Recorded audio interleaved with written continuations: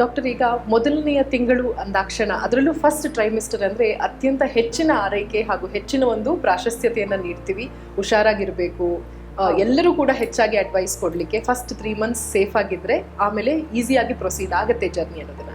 ಹಾಗಿದ್ರೆ ಯಾಕೆ ಈ ಫಸ್ಟ್ ಟ್ರೈಮಿಸ್ಟರ್ಗೆ ಅಷ್ಟೊಂದು ಇಂಪಾರ್ಟೆನ್ಸ್ ಕೊಡ್ತಾರೆ, ಮತ್ತು ಅದರಲ್ಲೂ ಮೊದಲನೇ ತಿಂಗಳಲ್ಲಿ ಏನೆಲ್ಲ ಚೇಂಜಸ್ ಆಗುತ್ತೆ ತಾಯಿಯಲ್ಲಿ ಹಾಗೂ ಗರ್ಭದಲ್ಲಿರುವಂತಹ ಒಂದು ಮಗುವಿನಲ್ಲಿ? ತುಂಬ ಒಳ್ಳೆ ಪ್ರಶ್ನೆ ಕೇಳಿದ್ರಿ ಮಾಧವಿಯವರು. ಇವಾಗ ಈ ಫಸ್ಟ್ ಟ್ರೈಮಿಸ್ಟರ್ ಇದೆಯಲ್ಲ, ಇದನ್ನ ಆಮಗರ್ಭ ಅಂತ ಹೇಳ್ತೀವಿ. ಆಮ ಅಂದ್ರೆ ಪೂರ್ತಿ ಪಪ್ಪ ಆಗ್ತಾ ಇರೋದು, ಅಂದ್ರೆ ಇನ್ನ it is yet in its formation ಅನ್ನಕ್ಕೆ ಒಂದು ಆಮಗರ್ಭ ಅಂತ ಹೇಳಿ ಒಂದು ರಾ ಸ್ಟೇಜ್ ಅಲ್ಲಿದೆ. ಸೊ ಅದಕ್ಕೆ ಆ ಒಂದು ಕಾರಣದಿಂದನೇ ಹಳೆ ಕಾಲದಲ್ಲಿ ಅದನ್ನ ಫಸ್ಟ್ ಈ ತರ ಕನ್ಸೀವ್ ಆದ್ಮೇಲೆ they would not share the news. ಇದು ಎಲ್ರಿಗೂ ಹೇಳ್ತಾ ಇರಲಿಲ್ಲ. They would wait till the 3rd month is complete ಅಂತ. So this has its own importance. ಆ ಒಂದು ಕಾರಣದಿಂದ ನೋಡೋಂಗಿದ್ರೆ ಇವಾಗ ಫಸ್ಟ್ ಮಂತ್ ಹೇಳ್ತೀವಲ್ಲ, ಫಸ್ಟ್ ವೀಕ್ ಟು 4 weeks, ಇದನ್ನ ಒಂದು ಅಂದಾಜಾಗಿ ನಾವು ಫಸ್ಟ್ ಮಂತ್ ಅಂತ ಅನ್ಕೊಳ್ಬೋದು. ಸೊ ಇದರಲ್ಲಿ ಫಸ್ಟ್ 2 weeks ಇರತ್ತಲ್ಲ, ಅವಾಗ ಓವ್ಯುಲೇಷನ್ ನಾರ್ಮಲಿ ಆಗೋದು ಅಂದ್ರೆ ಮೊಟ್ಟೆ ಬಿಡುಗಡೆ ಒಂದು ಹೆಣ್ಣಲ್ಲಿ ಆಗೋದು 14th day ಅಲ್ಲಿ, ಅಥವಾ ಒಂದು ಪೀರಿಯಡ್ ಮೊದಲನೇ ದಿನ ಅಂದ್ರೆ ಸ್ರಾವ ಆಗಿದ್ದು ಮೊದಲಿನ ದಿನ ಅಂತ ಲೆಕ್ಕದಿಂದ ತಗೊಂಡು ಆಲ್ಮೋಸ್ಟ್ ಒಂದು 14ನೇ 15ನೇ ದಿನ ಮೊಟ್ಟೆ ಬಿಡುಗಡೆ ಆಗುತ್ತೆ. ಸೊ ಈ ಟೈಮಲ್ಲಿ ನಾರ್ಮಲಿ ಫರ್ಟಿಲೈಸೇಷನ್ ಆಗೋದು. ಸೊ ಈ ಫರ್ಟಿಲೈಸೇಷನ್ ಅಂದ್ರೆ ಏನು, ಇವಾಗ ಒಂದು ವೀರ್ಯಾಣು ಆಗಲಿ ಮತ್ತೆ ಒಂದು ಎಗ್ ಏನು ನರ್ಚರ್ ಆಗಿದೆ, ಸೊ ಅದರದ್ದು ಒಂದು ಫರ್ಟಿಲೈಸೇಷನ್ ಅಥವಾ ಕನ್ಸೆಪ್ಷನ್ ಅಂತ ಏನು ಹೇಳ್ತೀವಿ, ಅವೆರಡು ಯಾವಾಗ ಒಂದು ಪೂರ್ತಿ ಆಕ್ರೋಮಿಯರ್ ಅಂತ ಏನು ಹೇಳ್ತೀವಿ, ಇವಾಗ ಒಂದು ವೀರ್ಯಾಣುವಲ್ಲಿ ಅಥವಾ ಸ್ಪರ್ಮ್ ಅಲ್ಲಿ ಅದರದ್ದು ಒಂದು 3 ಪಾರ್ಟ್ ಇದೆ. ಅದರದ್ದು head part, middle part and the tail part. So when the egg actually engulfs ಅಂದ್ರೆ ಆ ಒಂದು ತಲೆಯ ಒಂದು ಆಕ್ರೋಮಿಯರ್, ಅದ್ರ DNA ಏನು ಕ್ಯಾರಿ ಮಾಡುತ್ತೋ ಆ ಪಾರ್ಟನ್ನು ಯಾವಾಗ ಅದನ್ನು ಎಳ್ಕೊಳ್ಳುತ್ತೋ, ಸೊ ಅದರಲ್ಲಿ ಇರ್ತಕ್ಕಂಥ ಒಂದು ಜೆನೆಟಿಕ್ ಮೆಟೀರಿಯಲ್ ಹಾಗೆ ಈ ಒಂದು ಸೆಲ್ಲಲ್ಲಿ ಇರ್ತಕ್ಕಂಥ ಜೆನೆಟಿಕ್ ಮೆಟೀರಿಯಲ್ ಎರಡು ಸೇರಿ it forms the blueprint for the baby. Okay. So this is the first stage ಒಂದು ಕನ್ಸೆಪ್ಷನ್ ಅಥವಾ ಫರ್ಟಿಲೈಸೇಷನ್ ಆದಾಗ. ಸೊ ಇದನ್ನ ನಾವು ಝೈಗೋಟ್ ಅಂತ ಕರಿತೀವಿ. ಸೊ ನಾವು ಇದನ್ನ ಅರ್ಥ ಮಾಡ್ಕೊಳ್ಳೋದು ಒಂದು 23 pairs ಆಫ್ ಕ್ರೋಮೋಸೋಮ್ಸ್ ಎರಡು ಬಂದು ಒಂದು ಹೊಸ ಜೀವಿಗೆ ಒಂದು ಸೃಷ್ಟಿ ಆಗೋದು.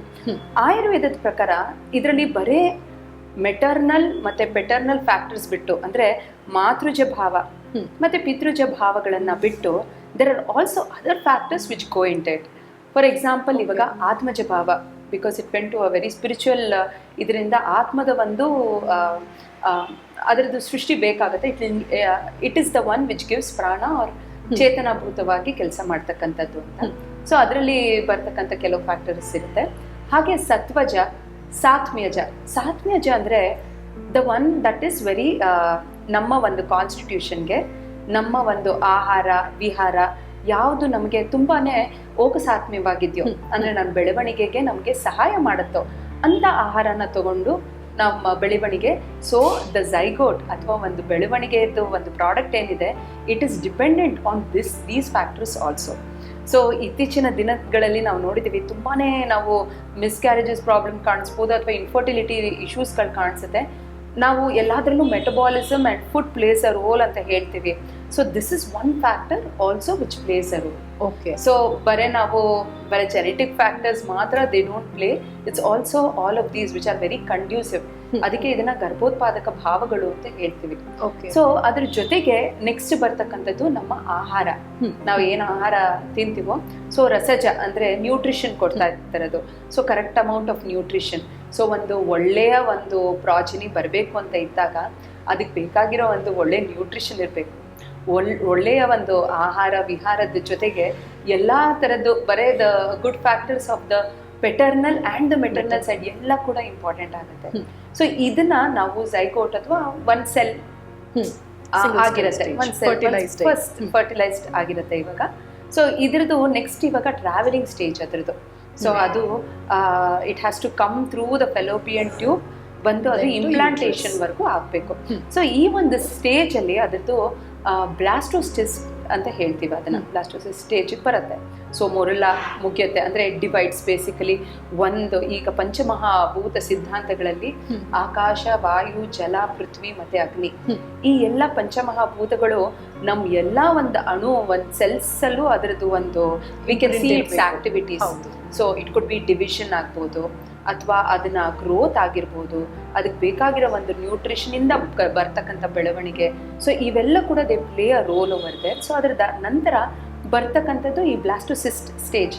ಬ್ಲಾಸ್ಟೋಸಿಸ್ಟ್ನ, ಬ್ಲಾಸ್ಟ್ ಅಂದ್ರೆ ಅಂಕುರ ಅಂತ ಅರ್ಥ, ಅಥವಾ ಸ್ಪ್ರೌಟ್, ಮಲ್ಲಿಗೆಲ್ ಬರತಕ್ಕಂಥ ಒಂದು ಸ್ಪ್ರೌಟ್. ಸೊ ಅದೇ ರೀತಿಯಲ್ಲಿ ಆಯುರ್ವೇದದಲ್ಲೂ ನಾವು ಇದಕ್ಕೆ ಅದೇ ರೀತಿಯ ಒಂದು ಹೆಸರು ಒಂದು ಹೇಳ್ತಾರೆ, ಆ ರೀತಿಯಲ್ಲಿ ಕಾಣಿಸ್ಕೊಳುತ್ತೆ ಅಂತ. ಅದರ ನಂತರ ಬರ್ತಕ್ಕಂಥದ್ದು ಇಂಪ್ಲಾಂಟೇಷನ್ ಸ್ಟೇಜ್. ಸೊ ಇಂಪ್ಲಾಂಟೇಷನ್ಗೆ ಒಂದು ಬ್ಲಾಸ್ಟೋಸಿಸ್ಟ್ನ ಒಂದು ಹೊಡ್ಕೊಂಡು it comes and gets implanted into the endometrium. So ಬಂದು ಅಲ್ಲಿ ಕೂತ್ಕೊಂಡಿದೆ ಇವಾಗ. ಸೊ ಇಷ್ಟು ಪೂರ್ತಿ ಸ್ಟೇಜಲ್ಲಿ ಅವ್ರಿಗೆ ಈ ಟೈಮ್ ಇನ್ನೇನು ಮುಗಿತಾ ಇದೆ ಅಂತ ಅನ್ಸಷ್ಟರಲ್ಲಿ they will check, they will come to know that their period has missed. Okay, ಇನ್ನೊಂದು 3-4 ದಿನ ಇರುತ್ತೆ ಪೀರಿಯಡ್ ಬರೋದು, ಬಟ್ ಇನ್ನೇನು ಸೆನ್ಸೇಷನ್ ಗೊತ್ತಾಗಲ್ಲ, ಅಥವಾ ಕೆಲವ್ರಿಗೆ ಗೊತ್ತಾಗುತ್ತೆ ಬಟ್ ಪೀರಿಯಡ್ ಏನೋ ಬಂದಿರಲ್ಲ.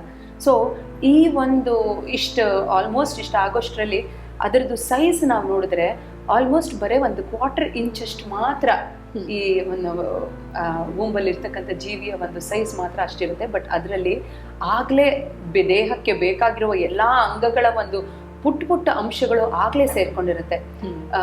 ಏನೇನ್ ಬೇಕೋ ದೇಹಕ್ಕೆ ಅದೆಲ್ಲ ಸೇರ್ಕೊಂಡು ಆಗ್ಲೇ ತಯಾರಿಕೆ ಆಗಿರುತ್ತೆ. ಸೊ ಇದು ಇಷ್ಟು ಆಗೋದು ಒಂದು ಈ ಫಸ್ಟ್ 1 month ಅಲ್ಲಿ ಅಂತ ನಾವು ಕನ್ಸಿಡರ್ ಮಾಡ್ಕೊಂಡಾಗ, ನಮ್ಮ ಆಯುರ್ವೇದ ಶಾಸ್ತ್ರಗಳಲ್ಲೂ ಕೂಡ ಇದನ್ನ ತುಂಬಾ ಸುಂದರವಾಗಿ ಅದ್ರ ಬಗ್ಗೆ ಎಕ್ಸ್ಪ್ಲನೇಷನ್ ಹೇಳಿದ್ದಾರೆ. ಇದನ್ನ ನೋಡಿದಾಗ ಒಂದು ರೀತಿಯಲ್ಲಿ ಇಟ್ ಇಸ್ ವೆರಿ ಲಿಕ್ವಿಡಿ, ಅಥವಾ ಒಂದು ತುಂಬಾ ತೆಳ್ಳಗಿರ್ತಕ್ಕಂಥದ್ದು, ಶ್ಲೇಷ್ಮವಾಗಿರುತ್ತೆ. ಸೊ ಇದನ್ನ ನಮ್ಮ ಆಚಾರ್ಯಗಳು ಅದನ್ನ ಎಕ್ಸ್ಪ್ಲೇನ್ ಮಾಡುವಾಗ ಅದನ್ನ ಹೇಳ್ತಾರೆ. ಸೊ ಆ ಒಂದು ಕಾರಣದಿಂದ ಈ ಒಂದು ಸಮಯದಲ್ಲಿ ತಗೊಳ್ಳುವ ಒಂದು ಆಹಾರ ಕೂಡ ತುಂಬಾನೇ ಒಳ್ಳೆ ರೀತಿಯಲ್ಲಿ ಎಕ್ಸ್ಪ್ಲೇನ್ ಮಾಡಿದ್ದಾರೆ. ಅದನ್ನ ನಾನು ಇವಾಗ ಹೇಳ್ತೀನಿ. ಮೊದಲನೇದಾಗಿ ಇವಾಗ ಫಸ್ಟ್ 2 weeks ಏನಿದೆಯಲ್ಲ, ಮೊದಲ 2ನೇ ವಾರ ಇನ್ನ ಬರೇ ಫಾಲಿಕಲ್ ಮಾತ್ರ ಡೆವಲಪ್ ಆಗೋ ಸ್ಟೇಜ್. ಇನ್ನ ಫರ್ಟಿಲೈಸೇಷನ್ ಆಗಲಿ, ರಪ್ಚರಿಂಗ್ ಆಗಲಿ ಇನ್ನ ಆ ಪಾರ್ಟ್ ಆಗಿರಲ್ಲ. ಸೊ ಇದರಲ್ಲಿ ತಗೊಳ್ಳುವ ಒಂದು ಪಥ್ಯದ ಆಹಾರ ಆಗಲಿ, ಇದನ್ನ ನಾವು 2 ರೀತಿ ವಿಂಗಡಿಸ್ಕೊಳ್ಬೋದು. ಒಂದು ಬಿಫೋರ್ ಓವ್ಯುಲೇಷನ್ ಅಥವಾ ಫರ್ಟಿಲೈಸೇಷನ್ ಆಗಕ್ಕೆ ಮುಂಚೆ ತಗೊಳ್ಳುವಂಥ ಆಹಾರ, ಅದರ ಆದ್ಮೇಲೆ ತಗೊಳ್ಳುವಂಥ ಆಹಾರ ಅಂತ.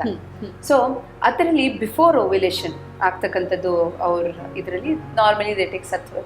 ನಾವು ಹಿಂದಿನ ಸಂಚಿಕೆಯಲ್ಲಿ ಹೇಳಿದಾಗ ಸತ್ವವಾಗಿರೋ ಆಹಾರ, ಸಾತ್ವಿಕವಾಗಿರಬೇಕು, ತುಂಬ ಹೆವಿ ಆಗಿರಬಾರ್ದು.